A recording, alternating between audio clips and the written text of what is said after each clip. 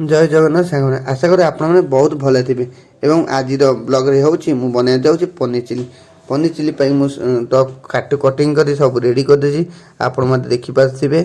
ଏବଂ ପ୍ରଥମେ ତ ଫ୍ୟାନ୍ରେ ବସେଇକି ଏ ଯେଉଁ ପନିର କଟିଂ ଟ୍ରାଙ୍ଗେଲ୍ କଟିଂ କରିଥିଲି ତାରେ କର୍ଣ୍ଣଫ୍ଲାୱାର ଦେଇକି ଅଳ୍ପ ଟିକେ ଅଏଲ୍ ଦେଇକି ତାକୁ ଜଷ୍ଟ ଟିକେ ଫ୍ରାଏ କରିଦେଲି ଫ୍ରାଏ ହେଲା ମଧ୍ୟରେ ପୁଣି ତାକୁ ପନିରଟା ବାହାର କରିଦେଲି ଏବଂ ତା ମଧ୍ୟରେ ପ୍ରଥମେ ସାଙ୍ଗେ ସାଙ୍ଗେ ତେଲ ପକାଇ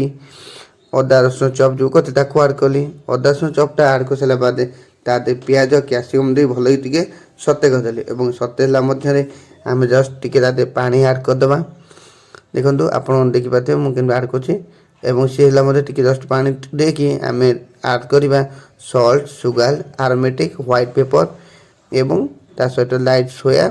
ଆଉ vinegar just food colour add କରିବା ଏବଂ ଟମାଟୋ କେଚପ୍ ଚିଲି ପେଷ୍ଟ ଏବଂ ଗ୍ରୀନ୍ ଚିଲି ପେଷ୍ଟ ଦେଇକି ମୁଁ ଆଡ଼୍ କରିଛି ଦେଖନ୍ତୁ ଆପଣ ଦେଖିପାରୁଥିବେ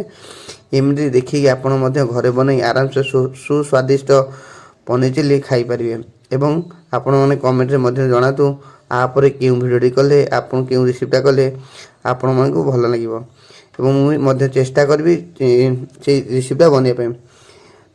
ସାଙ୍ଗମାନେ ଦୟାକରି ମୋ ଚ୍ୟାନେଲକୁ ଲାଇକ୍ ସେୟାର ସବସ୍କ୍ରାଇବ୍ କରନ୍ତୁ ଏବଂ ଭଲ ପାଇବା ଦେଇଥାନ୍ତୁ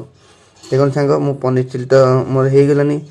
ଯାହାକି ଆମ ପନିର ଚିଲି ରେସିପିରେ ଆପଣ ଦେଖିପାରୁଥିବେ ଏବଂ ଜଷ୍ଟ ଆମେ ତା ଦେହରେ ଆଡ଼୍ କରିବା ଟିକେ ଥିକନେସ୍ ପାଇଁକି ଆମର କର୍ଣ୍ଣଫ୍ଲାୱାର ପାଣି ଯେଉଁ ୱାଟର କହନ୍ତି ଟିକେ ଆଡ଼୍ କଲେ ଥିକନେସ୍ ବଢ଼ିବା ପାଇଁ ଏବଂ ବହୁତ ସାଙ୍ଗମାନେ ମୋ ରେସିପି କେମିତି ଆପଣଙ୍କୁ ଲାଗୁଛି ପ୍ଲିଜ୍ ଦୟାକରି କମେଣ୍ଟ କରିବେ ଏବଂ କେଉଁ ଭିଡ଼ିଓ ଆପଣ ଚାହୁଁଛନ୍ତି ତାହା ମୋତେ କମେଣ୍ଟ କରନ୍ତୁ ମିଳିବା ନେକ୍ସଟ ଭିଡ଼ିଓ ତା ବାଏ ବାଏ ଟେକ୍ କେୟାର।